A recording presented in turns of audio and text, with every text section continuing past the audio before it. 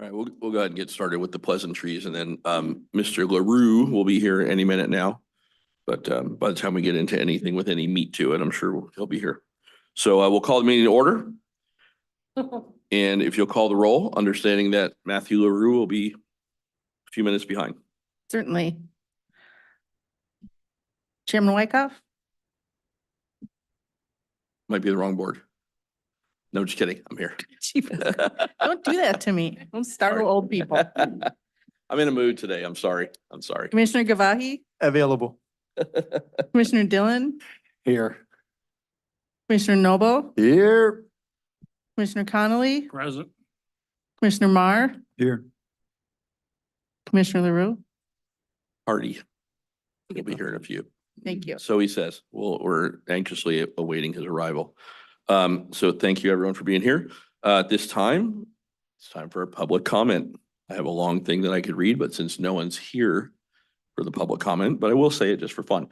If anyone would like to speak on any topic that is not on the agenda, you're welcome to do so with a 3-minute time limit. State your name and address for the record.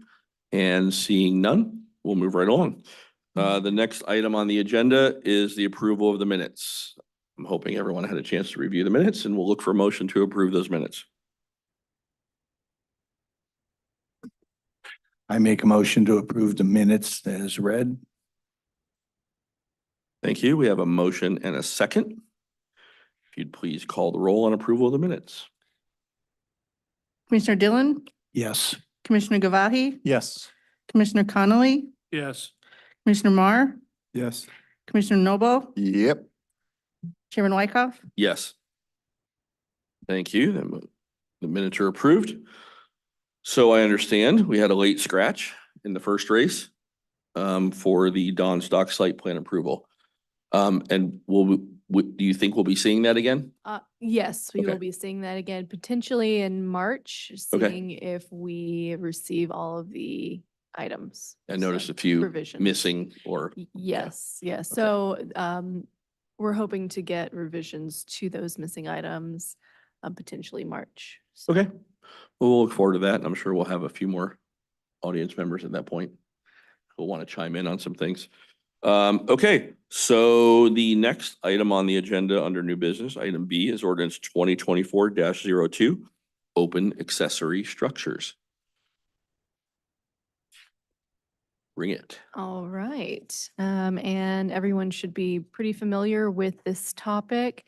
This is essentially to add open accessory structures to the code and then fixing a few different parts in the accessory structure section. But the main thing is to allow tiki huts and open accessory structures. So we can just start at the beginning. And there's a few different things that staff saw to revise, so we can discuss that as well. So can start with the definitions. I'll be asking to remove the area of open accessory structures. Because if you look at the open accessory structure definition, it also mentions at the end of that, open accessory structures are measured for their area, so it's just redundant. So be asking to scratch that. Let me show you. It can all be on the same page.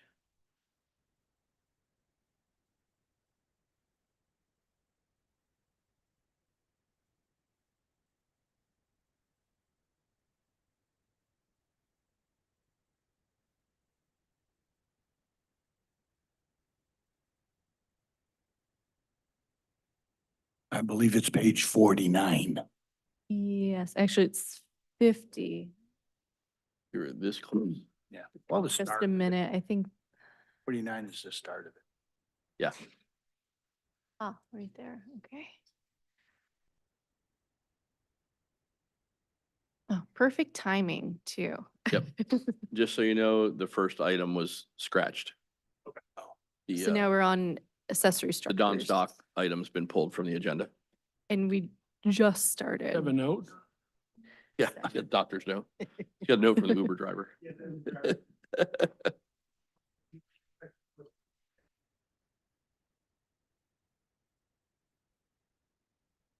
sorry, this is.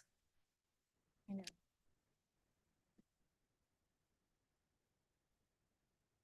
I'm trying to go to page 50 of the packet, if you have your packets in front of you.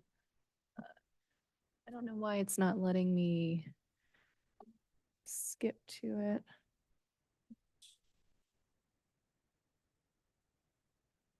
Here, could you type 50 or, you good? Oh, no.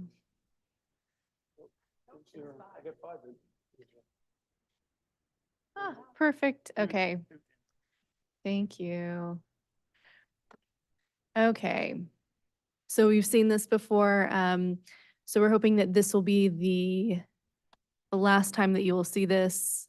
That Planning Commission will hopefully give a recommendation tonight. That's what we're asking. But one of the few changes from this version, we would like to remove the area of accessory structure right here. Just because it's redundant, it also is mentioned right here in the definition of open accessory structure. And then another amendment would be in that open accessory structure, also instead of meaning an accessory structure contains all open sides, containing 2 or more open sides instead of all open sides. So those are the 2 amendments here that we are asking. And just stop me if anybody has any questions or comments that they would like to go over. Why 2 open sides as opposed to 4? So we were talking about that the enclosed area, see right above it, means a structure with walls on all sides. So it's either all walls or no walls. So when we were talking internally, that there could be, say, a tiki hut or a gazebo or something that may have one enclosed wall, say to hang something on, or like a backsplash for an outdoor kitchen, something like of that nature. My thought too was if somebody had maybe isinglass during the winter that they wanted to put down 2 sides to block the wind, it would give them that option, and we wouldn't have to define isinglass as a wall, but you'd have the ability to put that there. I think if you had 2 walls on a structure like that in the middle of summer, it'd be a sweat box, right? Right. So I think it'd be self-learning, if you will, but that's kind of where the thought process came, just trying to keep the language simple. So you're gonna write this in as a permanent wall or a temporary wall? It would be a permanent wall. Permanent wall. So it would just be, open accessory structures means an accessory structure containing 2 or more open sides. Mhm.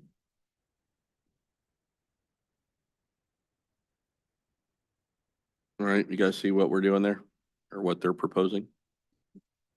Okay, I and then think- we're gonna strike that other one, the area of open accessory structure. Yeah, just since it's also Okay. in that definition of open accessory structure. I think all of this looks very similar to the last time you saw that, the beginning section.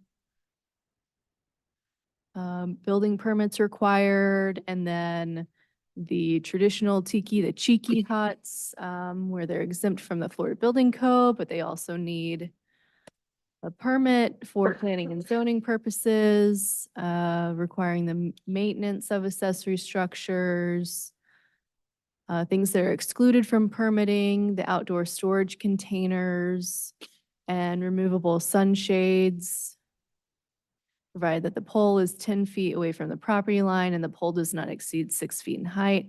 And that's taken from the open sky section of the code, so that's not in conflict with anything else in our code.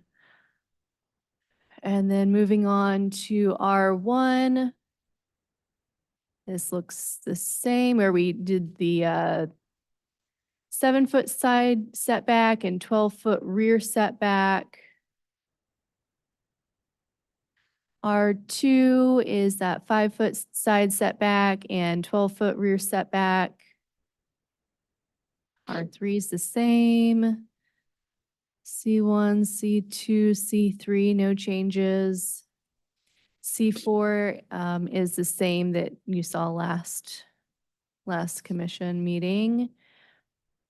Where we have the 10-foot side and rear setbacks, and then the accessory structure for working waterfronts, which are required by federal or state regulations.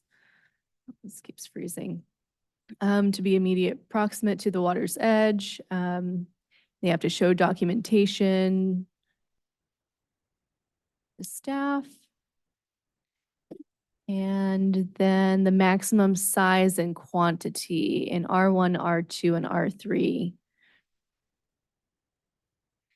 So single family, we have the total maximum size is 3.5% of the total land area. That's for the open accessory structures with a height of 20 feet from grade.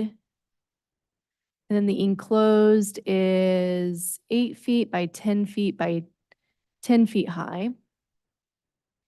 And then this is another thing that we were talking about internally. Of course, it's up to you, but just to keep this, the duplex and multifamily use and the temporary lodging use similar to that single family use. Instead of 8 feet for their enclosed accessory structures, instead of 8 feet wide by 8 feet long by 10 feet high, just having that the same as a single family use. It seems kind of silly to have two different standards. So Okay. changing this from 8 feet wide to 10 feet wide by 8 feet long by 10 feet high. So how this is worded up here too. And the same for temporary lodging uses. We're just asking that to be the same as that single family use. So 10 wide, 8 long. Yes. And then 10 feet high.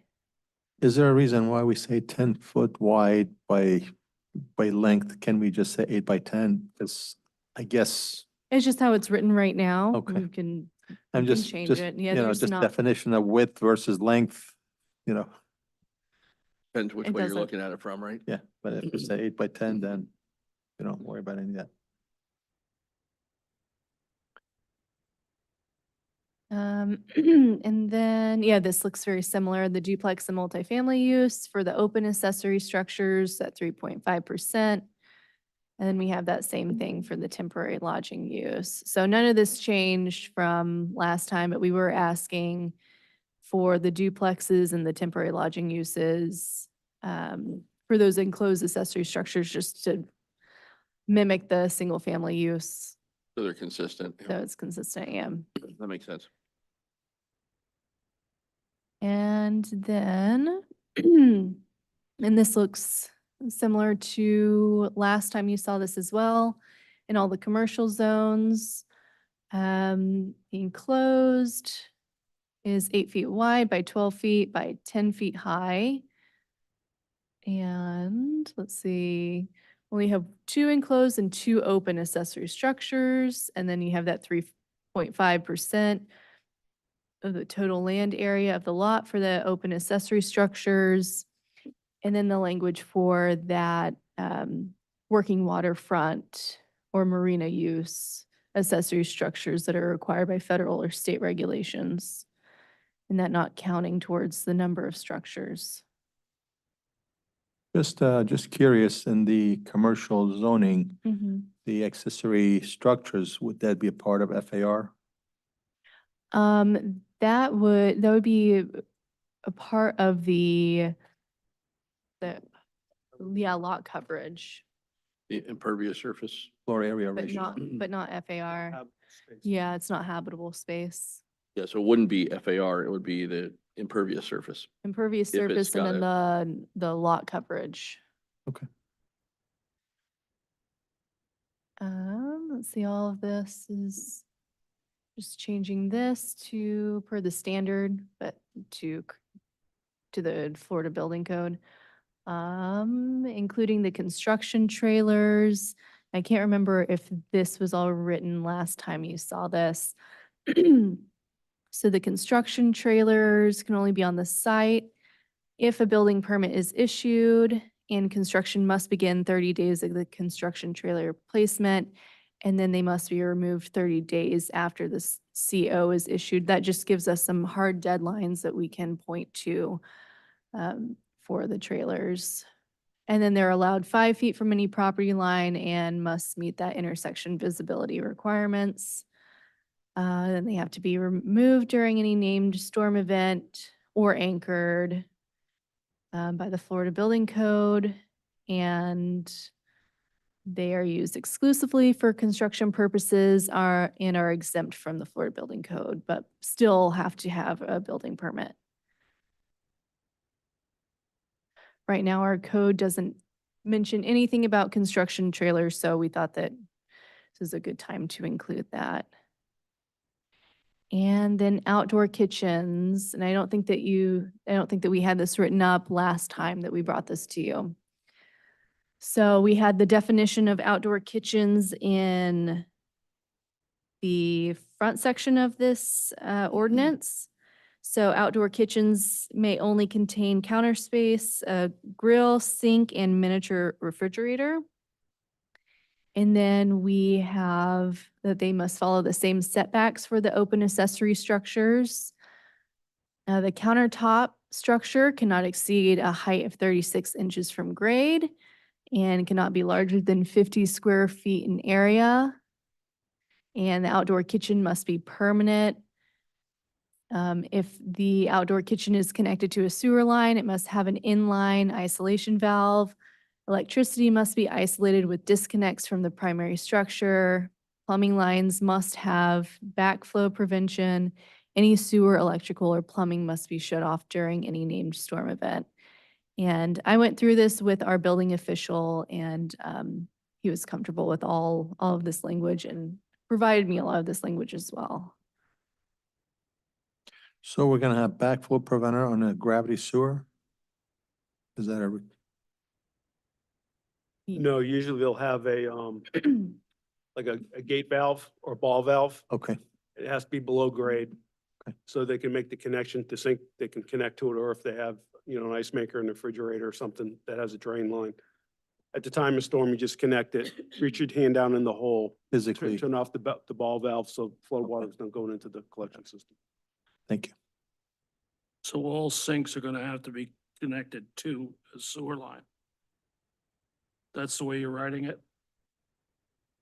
No, I don't, Well then, if you don't have them, that water's going in the canal. a lot of times if it's just gray water, it's permissible to drain gray water in your yard. So a lot of times people put up, like a 5-gallon bucket or a 10-gallon tank, put rock around it and let it drain into, that's, I think that's even county code that they allow gray water to go into the lawn. If you want, Like an outdoor shower. yeah, like an outdoor shower, same thing. If you think it's gonna be an issue, An outdoor shower is water, it's clean water, unless you're soaping yourself up. A sink is taking all the byproducts, which is wastewater and whatever pollutants are in it, and going into the canal. We have a problem with that. I have a problem with that. Because the canals, and I fight with a lot of people about this. 12 years ago, my canal was a lot cleaner than it is today. And no one has done anything about the environment. And if you look at the first part of this agenda, it's us talking about water, environment. So it's got to be mandatory. so That let's, this has to be hooked up to the sewer line, yeah, so I don't wanna speak. because otherwise they don't have to do it. Because Got- there's no law. Well, then put some language in, right? Some language in it. That says if you're gonna have a sink, You have then to, it has to be connected to the sanitary sewer. absolutely, absolutely. Say, I mean, just looking at that section. Are we in agreement with that? Well, Well, I that's- have a Or am I question. just talking about this? No, you certainly make good sense, but let's say if there's an existing house, it's been there for 20, 30 years, and somebody wants to build a little kitchen in the backyard, Not my problem. Mhm. and how do you connect the sewer? That's not my problem. I kind of agree with John. If it's a kitchen, an outdoor kitchen is, what's the difference between an outdoor kitchen and an indoor kitchen? You know, but, you know, so you can't have your indoor kitchen drain into the backyard. You know, it's kind of a gray area, but like, you know, these kitchens are getting so extravagant, you know, and that kind of goes into the same thing of I disagree with the two sides. I mean, an open access is open because lo and behold, somebody's going to do two sides and then lo and behold, there's going to be a third side. And then there's going to be the temporary on the fourth side and it's going to be a structure. Just kind of the slippery slope. We all sit here trying to do a job. And we don't want to be accused later of not doing the right job. And the right job is not to add anything worse than what we already have. By doing that, allow grass clippings and leaves and everything else going in the canal, the drainage water from all the construction, and so on and so forth, your water quality has gotten worse here in 10, 12 years. And I'm not the only one that says this. So by not having an ordinance that mandatory that they have to hook up, then we're making the situation worse. We're not doing our job for the environment. That's my feeling. And you can write that in there. I mean, now is the time. Well, So you could amend it to say something like, if the outdoor kitchen contains a sink, it must be connected to a sewer line and it must have an inline isolation valve. It's one solution. do I have, okay. Do I have a Yeah. vote on this? Can I get a kind of vote agree. on Like I this? said, in terms of like, Because a kitchen is a kitchen, you know, and. a kitchen is a kitchen, Yeah. correct? I mean, you know, if you want to just have a sink out there, it's not really called a kitchen, but if you got a sink that drains to a bucket, you know, that's fine.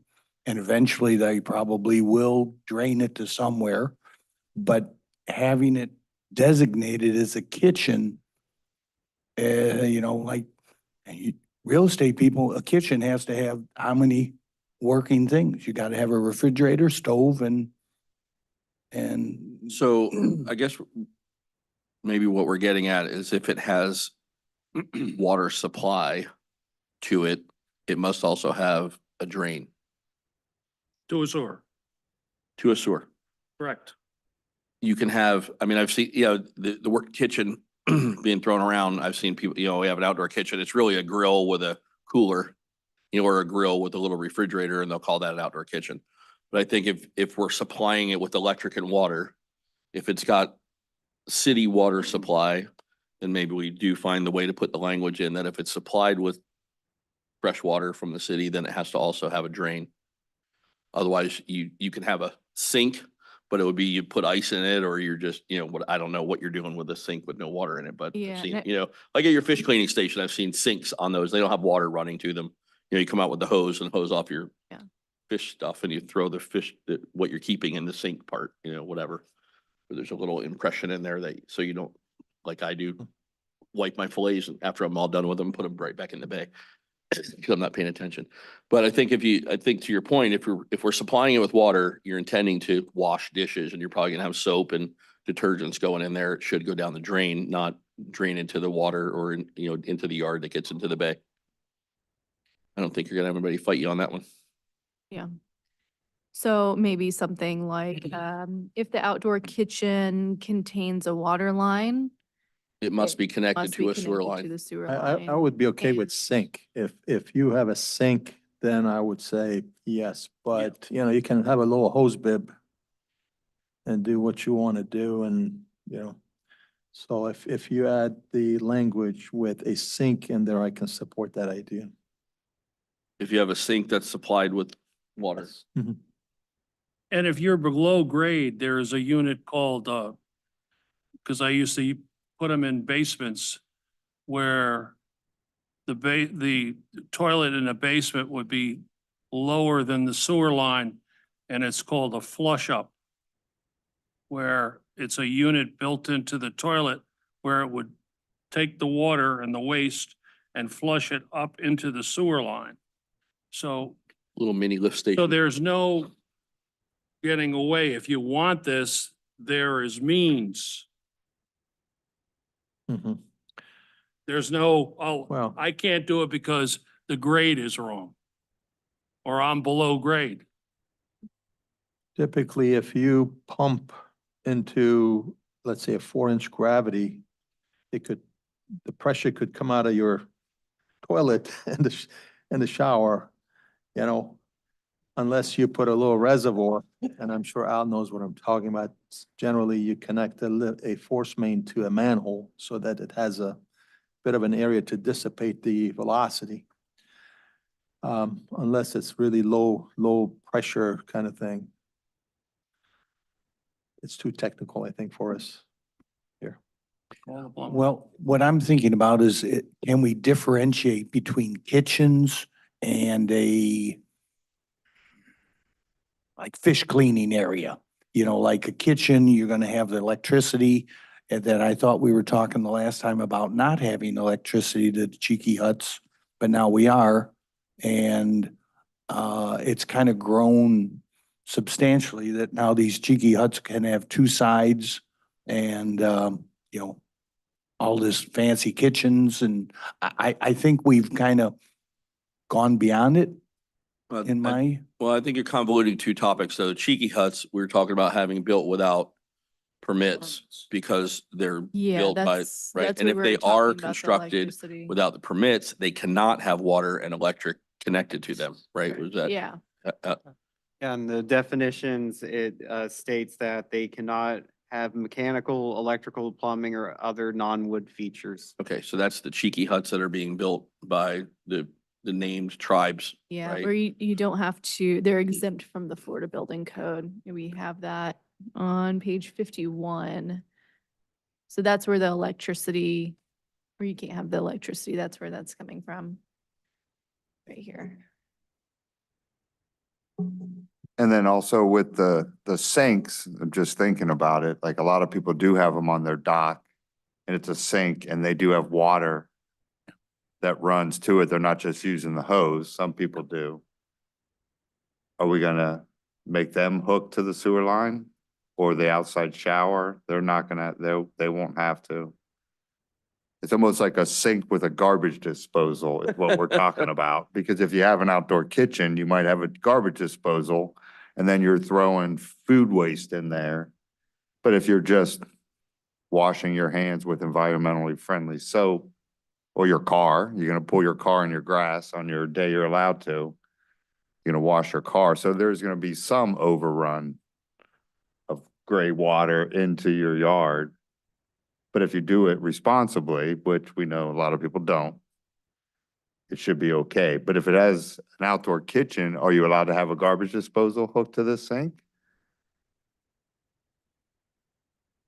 Then it would have to Yeah. be sewer line or else you're just putting the rat food right into the grass. I don't know, that's just what I was, So I guess in the definitions of outdoor kitchen, we can define it there. Where outdoor kitchen may only contain counter space, grill, sink, miniature refrigerator. But I mean, but somebody's gonna have these electric stoves and all these other things if it's an outdoor kitchen. So could it be defined in that area on page 50? You know, so you've got your broad term outdoor kitchen. But the definition of an outdoor kitchen would be here, and this is where if it's an outdoor kitchen, it would need to be hooked up to the sewer. I'm just spitballing here, just kind of trying to, Yeah, we're kind of going down a dirt road a little bit. I don't know where does it end? How do we create that definition? Um, I would think the connection language should stay in that section 110-491 because it also talks about electrical and plumbing lines, things of that nature. So I would think that the more technical. yeah, because I mean, like to discussion would be in Mike's point, if it's a fish cleaning station, you're running the hose out there. It's a different, It's very it's a different different than game what you than think. having a sink with hot and cold water and all that kind of stuff. It's a different animal. But how do we define that? Right? I'm at a bit of a loss myself, but. I not think like if me. the, you know, excuse me, we're defining this within outdoor kitchens. So we've already decided that It doesn't include your we're just, dock. yeah, that doesn't include your dock. Because we're saying the Point. parameters of this are the outdoor kitchen is this. So inside of that, which is what Jenny's saying in 491, I think we just say sink because it's within the outdoor kitchens. So any sink, and sink can be used in a lot of different ways. We don't have to say kitchen sink. It could be any sort of sink needs to be connected to the sewer. But since it's within outdoor kitchens, that's all we're applying it to. Right, it doesn't apply to the outdoor shower or the Yeah, dock or I, whatever. and personally, I think that trying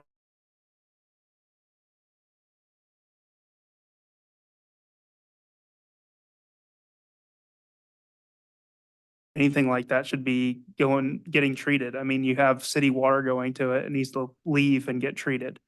But I think just bringing it back to, we're talking about this specific kind of application. If we just say sink must go to sewer, it's Good point. over.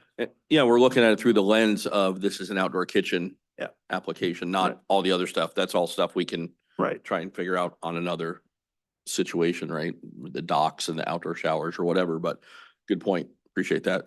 So maybe that's the language. If the outdoor structure has a sink, Contains it a must be sink. connected to the city sewer as well as these other things that we already have in there. Mhm. Think you can wrangle that up? Yeah, not I too know you difficult. can. I've got all kinds of faith in you. Well, thank you. So if the outdoor kitchen contains a sink, it must be connected to a sewer line and. must have an must inline have isolation an valve. inline- Exactly. Perfect. I have that written up, so, Okay. all right. Did we Right. want to go back to the definitions with the walls containing the two or more? I know we had some. I'm still questions on kind of that. opposed to the, just two walls. Because once again, like I say, they're gonna have two, then they'll make three, and then who's gonna really see? And then before Yeah. you know it, it's gonna be completely enclosed. Yeah, but to your point, it's hard to legislate morality, Well, right? I mean, we have we have ordinances say you can't replace windows and doors. People do it on weekends and, I don't know that. I mean, I see where it opens the door, so to speak, to that a little bit. Fundamentally, if it's two walls are open, to me, it's open. Right? That's not enclosed. Maybe it's one wall. I don't know. Maybe it's one wall to your point. Somebody's they want to hang a TV or they want to Yeah. have some shelving or something. Does one wall work? I could go for one. Is that a lot of court for one? Settle on one. Yeah, I mean, and like I say, it's just, pushing it down the road. Two walls, yeah, they're gonna have both sides and then, both long ends and the two short ends are gonna be open. Well, okay, so then before you know it, that one end is gonna get closed and it just slippery slope. I could go for one. So in terms of, I had it here, so open accessory structures means an accessory structure containing three open sides. Would be simple enough to change. Mhm. Less typing for you too. Three or more open sides. Well, Okay, yes, yeah. Yeah.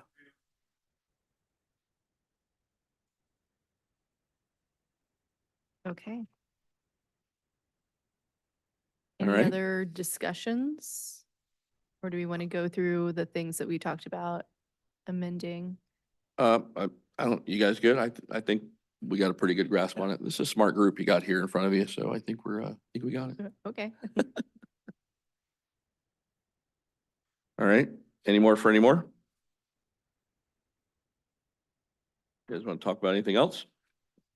Or somebody want to make a motion to recommend this as amended by us this evening? I make a motion to accept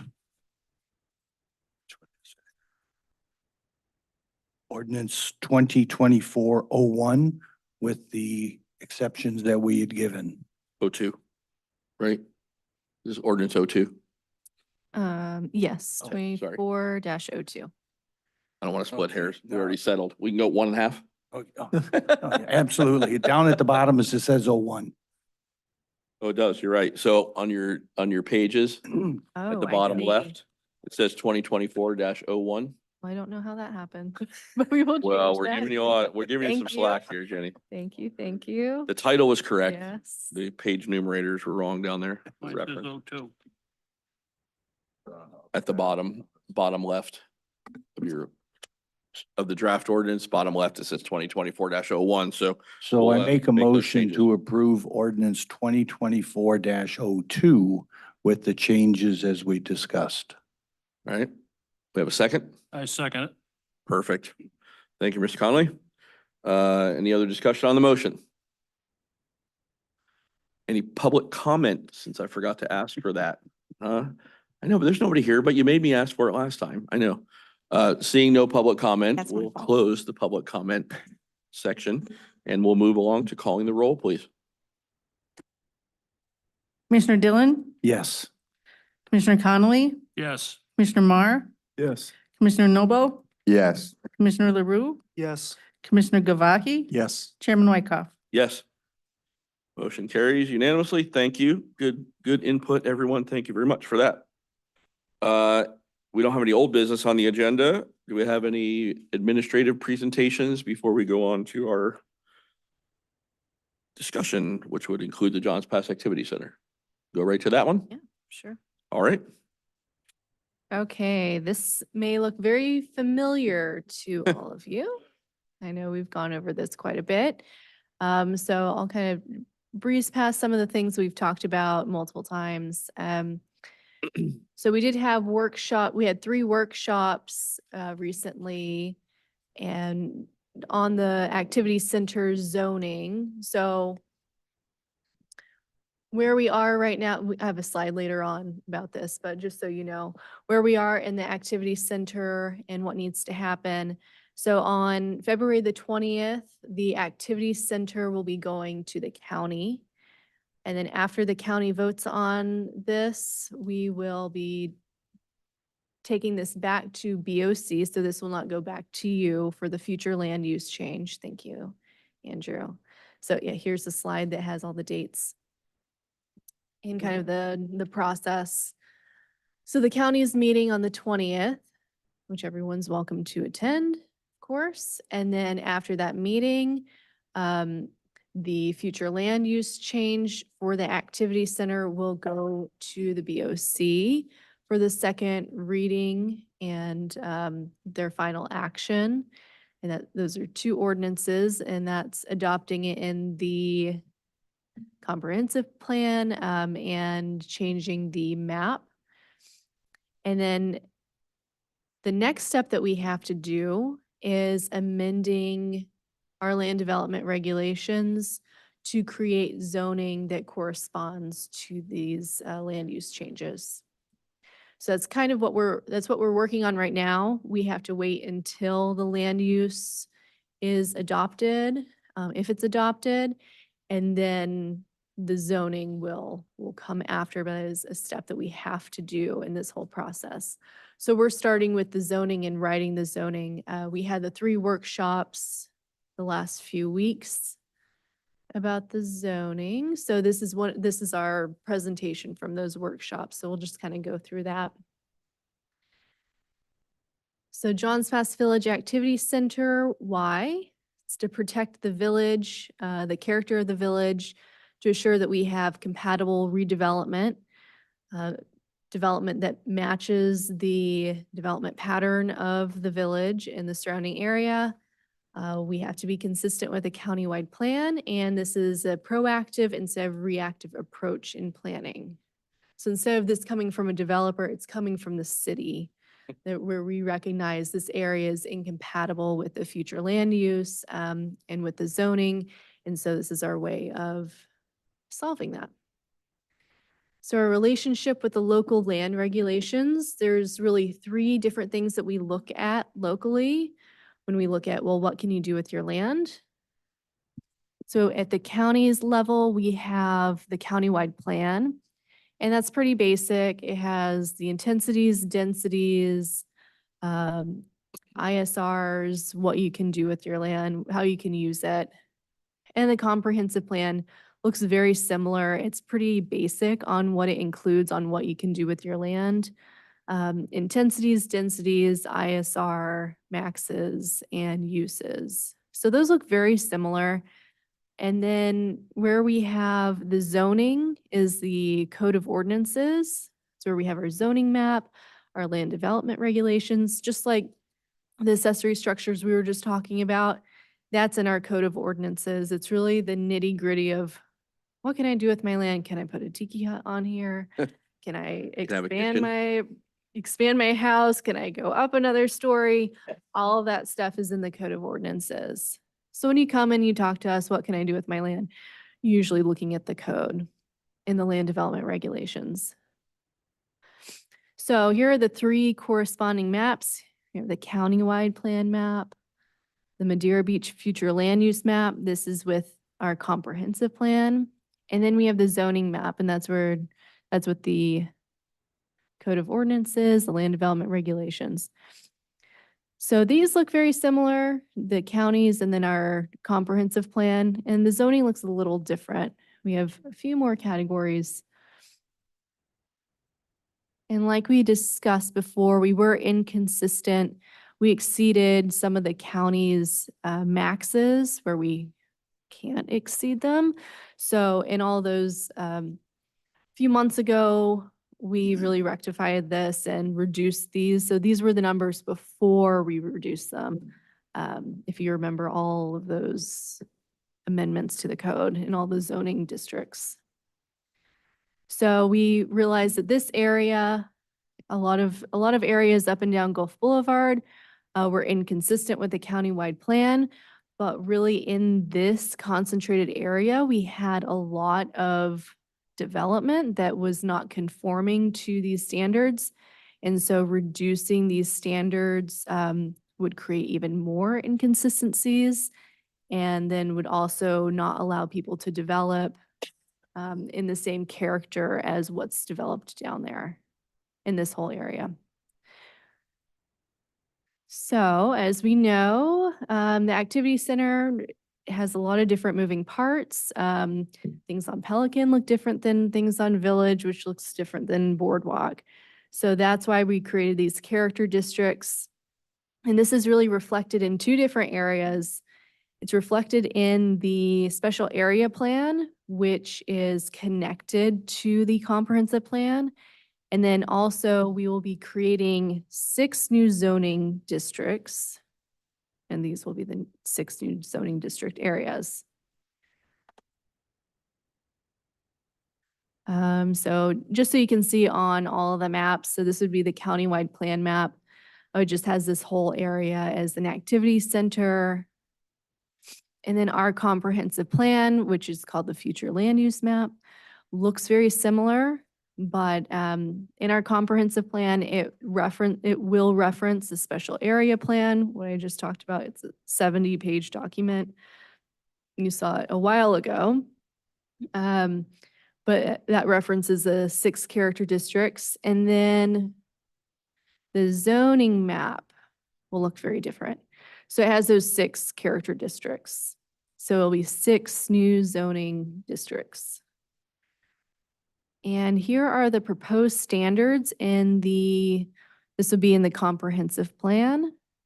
And this will be going to BOC for second reading in March. So they do have the opportunity to reduce some of these standards, but these are the proposed standards as of now.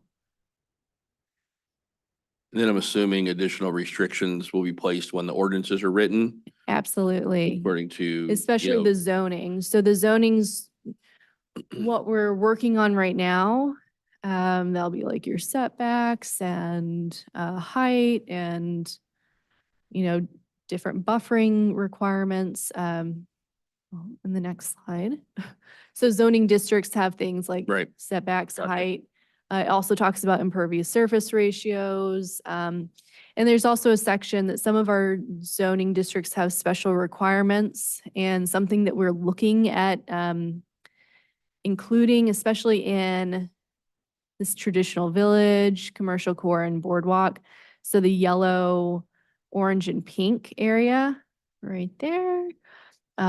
We are looking to include design standards, some Good. light design standards, so that new development will have to match that character, have that old fishing village character. And the comprehensive plan also discusses of being very important in that area. So one thing about design standards, we're not allowed to have design standards for single family and duplexes. This area doesn't really have them, but just so you have that in your mind. Let's see. And then another thing that we see in the special requirements section of the zoning districts is buffering requirements. And a lot of times that'll be use specific and zone specific landscaping. So I think it's like C3 or R3. One of them has, you know, an additional landscape buffer if you're next to residential. So something like that. We already have some of the zones in our code have those extra buffering requirements. And then something that's not in the zoning districts, that's also in the code is like landscaping, sidewalks and driveways, accessory structures, parking standards, swimming pools. Those are things that are not in the zoning districts, but that's in the code. So those are things that we look at. So after we do the zoning districts, we may look towards all of these different things, the landscaping, the sidewalk section in the code, and see if there's any amendments that we would make to really focus on Johns Pass Village area and amendments to those sections. Will there be any architectural renderings, reviews for this area? Are you talking about for the design standards? Yes. I'm hoping to do something that's very light. So we haven't really gone down that path too far. I know that we don't have as much staff to do a full architectural review and design guidelines. So it'll probably be like a light design guidelines. What I'd like to see in Johns Pass, and you've stated a couple of times that we need to be consistent with the countywide regulations related to land use in terms of density, intensity. You know, we can certainly you know, meet their requirements, but we could also put some sort of a clause in there that, you know, or density and intensity would be maybe less. However, if somebody wants to achieve a higher density or intensity, they can achieve that by providing better architectural design and landscaping and some of the elements that would encourage them to come up with a better design if they would like to get more density / intensity. Yeah, so we do have, we go to this slide where we have the asterisks right here. So you can get higher intensity and density through the alternative temporary lodging use standards. And that's something that the county allows us to adopt. We've adopted it elsewhere in the city. But through that, you have to have a development agreement, not a PD, not rezoning and PD, but a development agreement. And that development agreement has standards, and the county has basically like their baseline standards. That, and one of them is design, looking at design, but that is something that we can write in there, a more robust design elements, architectural elements, enhancements with that development agreement process. So yeah, that's something that we can look at including. Okay, thank you. Are all these numbers the same that we saw before? Have the meetings changed any of this? It's been reduced because the last meeting was related to, or the last Board of Commissioners meeting related to this was for the Ford Pinellas proposed a more restricted category based off of their criteria of it not being at the crossroads of two multimodal corridors and that it was less than the acreage threshold. So at that meeting, the board adopted Ford Pinellas's compromise, which made it the neighborhood center category, which was the more restrictive one. Examples of in Pinellas County of ones in St. Pete Beach down in the Paso Grill area that has the neighborhood center category. There's this mixed use apartment complex up in Dunedin that has it. And then there's an area of Tarpon Springs that has it. So And it- Palm Harbor yeah. downtown is also the same category. So- Yep, so it's more restrictive than what was, you guys voted on when it was at Planning Mhm. Commission, I guess A while now. ago. Yeah, like So yeah, winter it's of been 2022. reduced. It's been reduced since last time that you saw Yeah. it. So basically, so all of the stuff we've worked on is working? So I Well, guess it's it's still, getting people a little bit more appeased. yeah, Yeah, the, Eddies. yeah, the E's and Eddies. yeah, the board, the last vote was a 4 out of 5 on the alternative compromise that. Yeah, because that's why I was just looking at page 61 in the yellows. I mean, you know, I don't have the other stuff, but that's, I guess those are the changes for the FARs for the retail and service.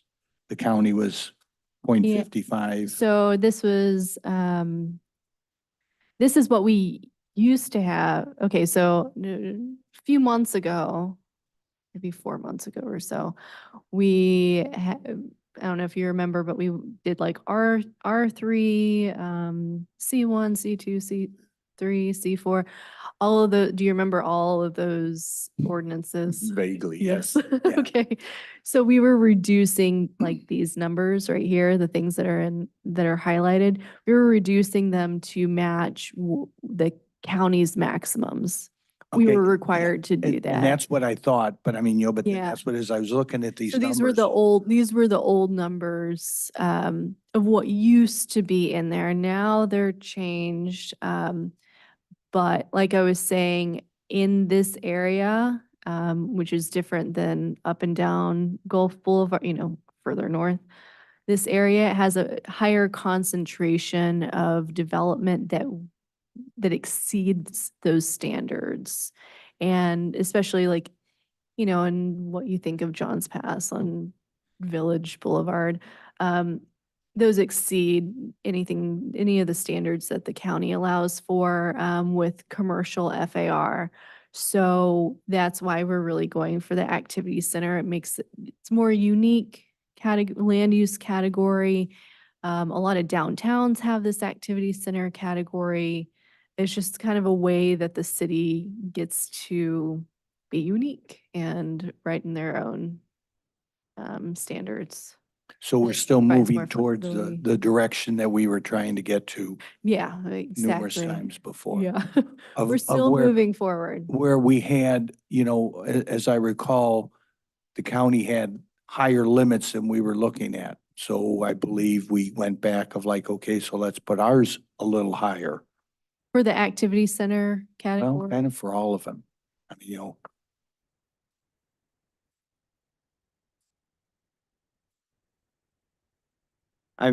Okay, so these are the current numbers that are being proposed that would be going to second, if the county at that meeting in February approves it, then it would be coming back for second reading with these numbers on this map.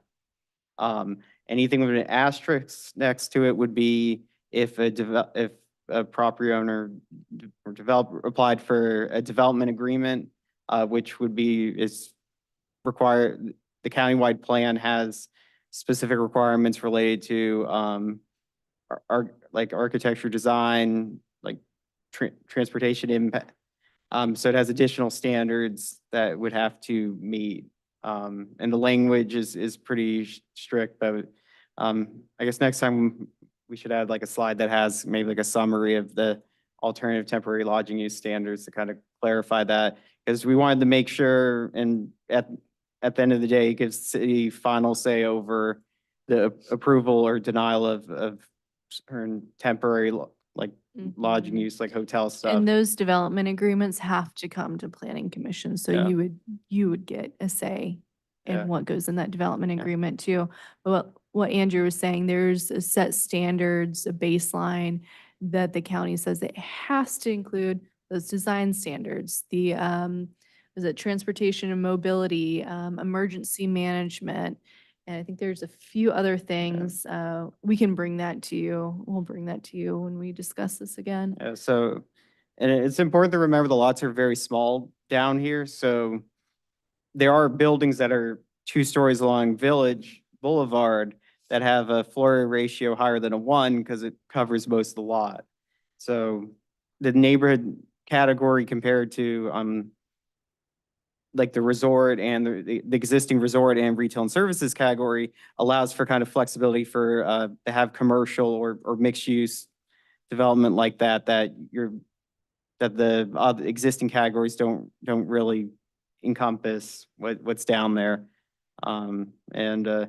I think unfortunately, like, I think a lot of rumors kind of spread around about kind of in the interest, this makes it like allows for people to build back, make sure redevelopment looks like what's down there, and anything that requires that alternative temporary lodging use standards has to come through plan commission and the board. And so it makes sure to kind of gives the city the tools to make sure like that new development, make sure new development benefits the community and the community's on board with it.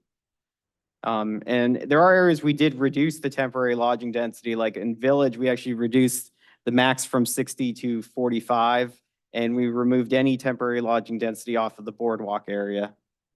So there were, Temporary lodging, did you say density and? yeah, we reduced the there's no density here in the boardwalk district, and we reduced it in Village from the current commercial general category has 40 by right and 60 with a development agreement. And in the activity center plan, it would be reducing it to 45 by right as the max. And no way to get above that. with Yeah, that because development we agreement want to make sure, process.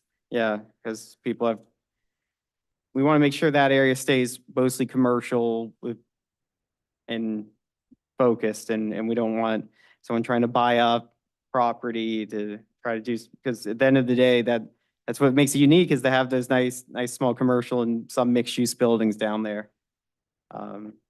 So this is a page that's going to Pinellas County that was approved kind of by us and then approved by did the first reading at the BOC.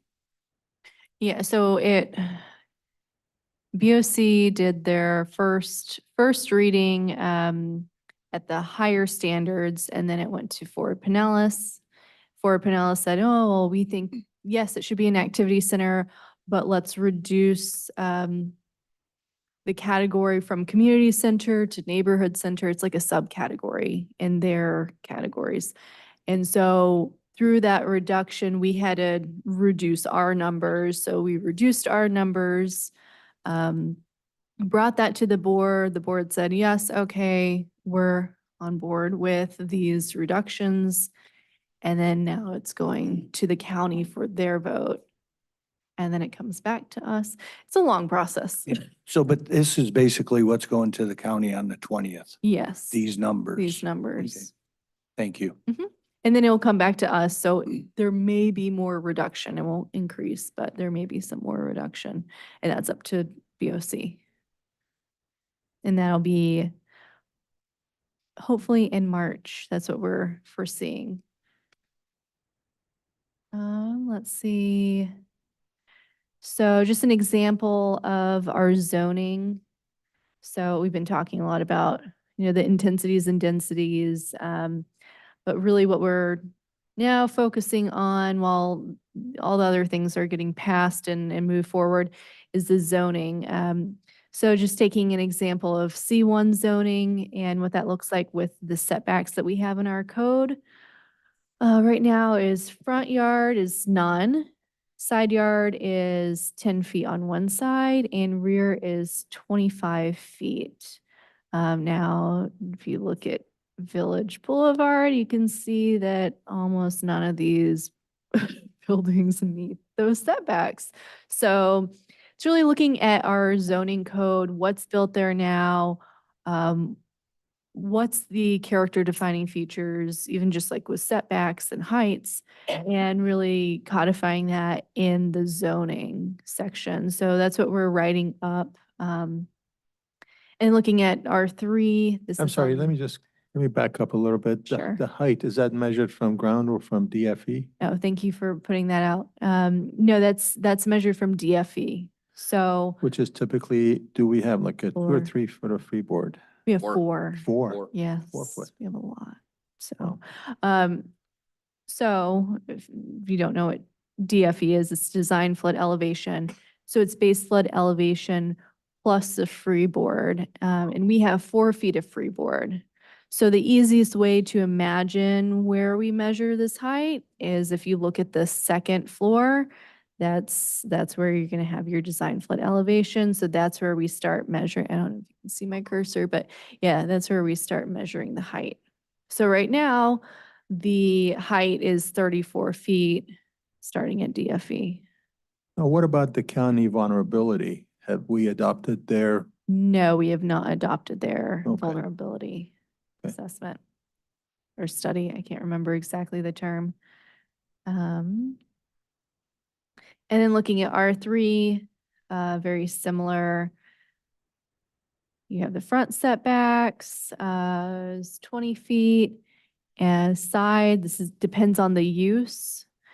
And then the rear yard depends on if you're on the beach or not, see the CCCL, or 25 feet. And the height's 44 feet with the floor area ratio of 0.55 for commercial use. So how we're imagining these, the zoning, we don't have it written up yet. We're pulling together all of the input from those 3 meetings. But we imagine this transitional district will look almost identical to what's there right now with the setbacks. We really don't want much change. Even these standards are very similar to what's there currently. You might have a little bit of change in this Johns Pass Resort area, as well as with this low intensity mixed use Pelican. We envision these 3 really staying pretty much the same, maybe some slight tweaks. But then really focusing on that traditional village, commercial core, boardwalk, and putting in those light design guidelines and making sure that new development will really match that character and the features of the development patterns that are there right now. Kenny, I noticed that you had a 25-foot setback from CCC line. Has that always been the case, or is that a new? So it's either the CCCL or 25 feet. So we have some properties that are on like Gulf Lane, like right here. So those have a 25-foot setback. Or if you're on the beach, then it's just the CCCL. So you don't there's- have to set back 25 feet from the CCC. Correct. Okay. Yeah. How are you gonna do that C1? How are you gonna make that work? Because that's all the Johns Pass villages. and there's, Yeah. I mean, there's no setbacks. Yeah, we're gonna take a look at what's there. And a lot of it does not have any setbacks. And then also looking at other Main Street communities. We're talking about this area. Looking at other Main Street communities and how they have their code of ordinances and zoning codes and setbacks, how they're written up.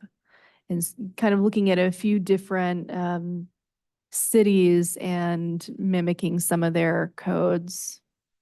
Seeing what may work with us, seeing what doesn't, and then obviously bringing it to you and workshops. So with the FAR being a 2-0, that's how they're kind of getting, I don't want to say getting away with it, but that's how they're being implemented because they've got everything covered and Ye- they're pretty a much. 2-story structure, Yeah, which yeah, that's what makes it the 2. exactly. So 2 is basically if you take the entire lot and, 1, 2. But we will have some setbacks, but as you can see in this example, there's really, most of these buildings don't meet that setback. And we want to make sure that we keep that Main Street character It's hard of the to area. picture it being the same character with 10 feet between each building. You can't. Because a lot Yeah, of those are really small lots and they have buildings that share common walls. it just doesn't make sense. Yeah, it doesn't make sense. I You don't got- know why these Some of those setbacks lots are- are 40 feet wide and you've got a 10-foot setback. Mhm. You're taking up 25% of taking 25% of the lot away. One building that there's 2 buildings down there that were built in the last 20 years. Which is that John's Pass Plaza parking garage and then the mixed-use commercial building next to it. I just wanted to hold those up because those are kind of examples of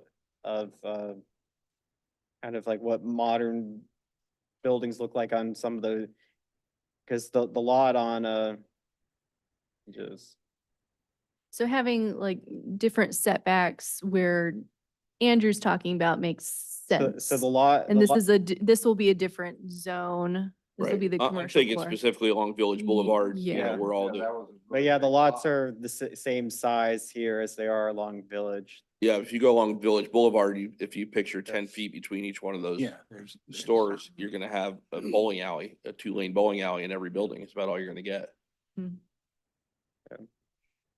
So there probably needs to be some massaging of that specific, I mean, even if it's broken down further to specifically on Village Boulevard, that it has a little bit of a different, Well, and that's where they do have the traditional village is a yellow, It's and that's really what they just- got the yeah. Yeah, FAR. it's really just two. like over yeah, here. okay. So just like here's the traditional village, it's this area. Yeah. So it's really Village Boulevard and then this little triangle area. So obviously you want these standards to keep that Main Street area, look and character, but then maybe in commercial court. Yeah, Maybe but that's you still want C1, right? So that's gonna have Now. those setbacks. Yeah, Even though it's a different character district, it's still being zone C1. yeah. So that those side setbacks will apply It makes more sense over here to have that. for sure. Yeah, but so we'll be creating those 6 new zoning districts. Yeah. So then we can really differentiate, okay, well, you're on the That's why- traditional village where it's more Main Street. We don't want any side setbacks. so But one- then over here in the commercial court, we do want setbacks. One thing that's interesting with like some of the like newer construction stuff is, if we go. So it has the commercial at grade that. But the parking, they put it behind it. And what's nice about doing like that, it's still pedestrian focused up front and the Right. parking's off the alley. Right. Mhm. So we'd be writing that as well in the zoning as like camouflaging the parking. Right, it makes Same sense. for the structure that I think Yeah. Andrew was just about to go to, how the parking's really camouflaged in the building. You Yeah, can't 'cause- really tell it's 6 stories. Yeah, it's actually 6 floors of parking. Yeah. Like, I don't think people realize actually this is like one of the outside of like stuff like Barefoot Beach Club in Madeira Bay, this is like one of the tallest buildings down there. But they've hidden the kind of the height and bulk of it pretty well because they have like this area with covered walkways and nice shops and stuff. So Yeah, that part's great. yeah, so I think I guess people have fear of kind of unknown, but in reality, this would allow us to kind of protect and make sure like the kind of continue this success of John's Pass, because unfortunately, like, because of previous stuff, like town, stuff that we weren't here to really like be involved with, but it's kind of hard to kind of move, like, rebuild that trust after that. But I think, I think we've done a good job getting this to closer to where it needs to be that meets kind of the concerns of the community, like because we wanted to find a balance between allowing for some redevelopment, but not too much development. And I mean, it's important to remember that even some of the larger existing things down here are about half the density of what you'd see up in Clearwater Beach and a third of the height. So like nothing down, even some of the, nothing's not even close to like what's up there. Sure. And it's important to remember that. The height thing, I've been looking at what different cities have done. Some cities require like a certain amount of setback for the higher floors to avoid kind of having like blocky buildings. Yeah, so they step back a bit. Yeah. I think the tallest, I think either Madeira Bay or Barefoot Beach Club might be the tallest ones down there currently. And then then the other ones are like the parking garage, and then some of the condos are 6 stories that were built like in the late 70s, early 80s. Ideally, we want to make sure to encompass the existing height, but pretty much from the community, they don't want stuff taller than that. But thinking of kind of ways to either kind of make sure height doesn't become too bulky is important, and or even like kind of either incentives to kind of like, let's say like they gain additional, you have to have more setback, like because I mean on the beach side especially, we'd want like a good amount of setback between buildings to not block the beach view. Right. But I'm, my concern was that Village Boulevard, really, you know, 'cause Yeah. those stores are store. yeah, But that's the character of that, right? It's supposed to be very compact Yeah, and, exactly. and pretty dense. And if that's still gonna be C1, and even though it's traditional village, technically it's still C1. I don't, is there a carve out for that Well, street? it'd be rezoned to traditional village. Traditional Yeah. village, okay, So it'll have Alright. its new. Yeah, that's perfect. its new Zone. Yeah. great. One thing that be important to remember with like the traditional village and the stuff, low intensity mixed use, is that there's not really a connection between them currently. So having some setback would allow for a better connectivity between Pelican Lane and Village, because right now you have to walk all the way around. Right, Yeah. unless you know So, the little secret corridors. yeah, and even just kind of on the rear of all the stuff along Village, along Pelican, it's like kind of dumpsters and other stuff. So it'd be important to make sure anything like has that stuff shielded. Mhm. I And know I we'll be get writing it every that day. in as well. Okay, Well, and that's like, these are very good examples. I mean, you know, in terms of this is what we're looking to do. Keep the village, the 2 floors as it is, and then any other new structures, which would be basically kind of going in Fisherman's Alleyway, are those 2 structures. You've got the parking garage, which Mhm. is, you know, you never know looking at that's a parking garage. You've got all the retail space, and you've got motel rooms up top that I didn't realize until I Mhm. was over there. Hmm. Yeah, so, and great use of property. And, you know, and it's a parking lot that does very well, I know. Yeah. On the beach side, kind of one of the things that there's a lot of smaller lots between Gulf Lane and Gulf Boulevard. So it might be important to keep in mind, you might want different setback requirements for different lot size or different types of uses, because like to fit something here, like, because these lots are very kind of small, because when Gulf Boulevard was widened, One of it them's took mine. off a lot of, like some lots, I think about 18 feet off of them.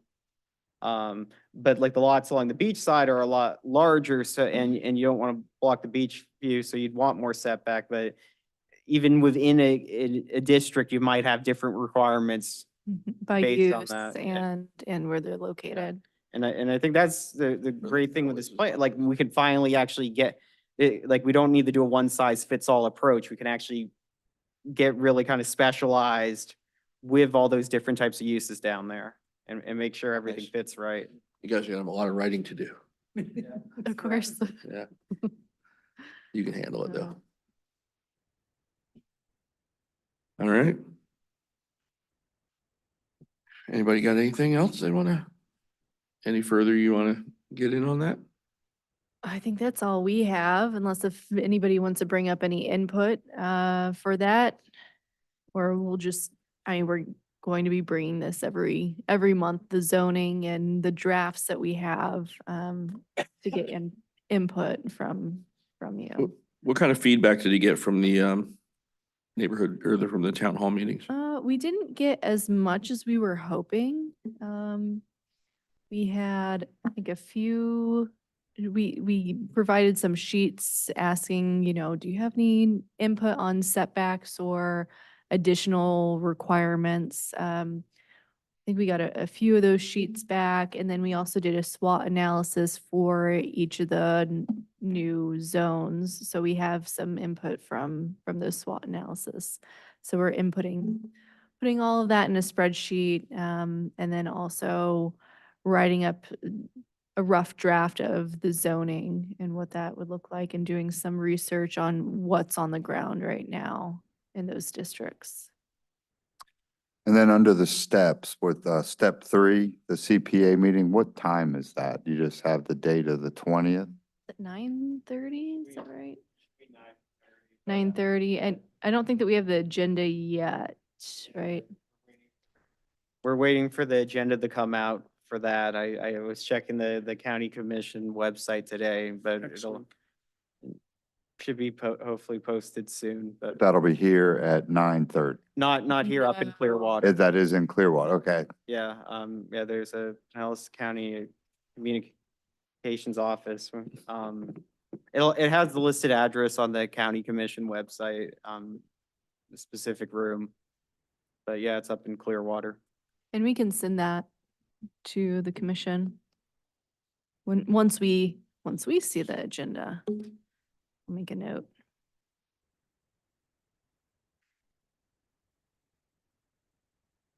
All right, very good. So summarizing, there's going to be basically 6 zoning districts in that Johns Pass area. Yes, they'll all be new.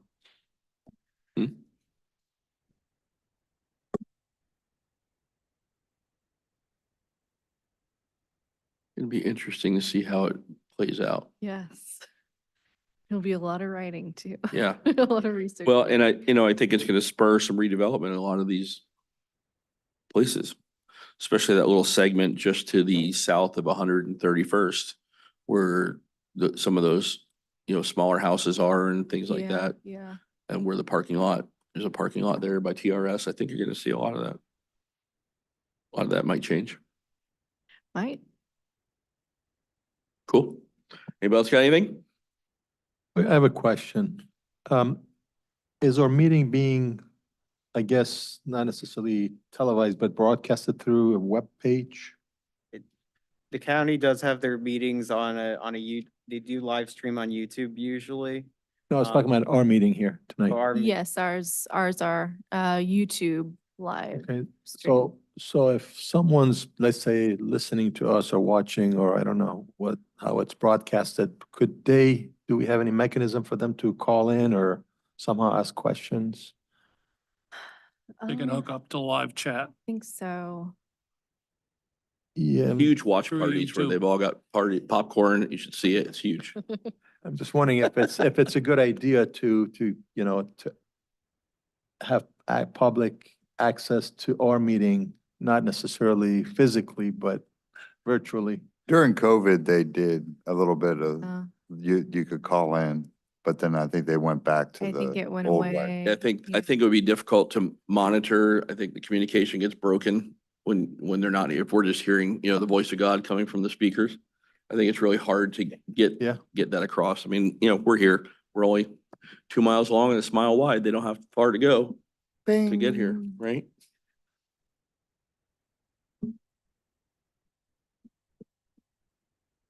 Okay. Any more for any more? Awesome.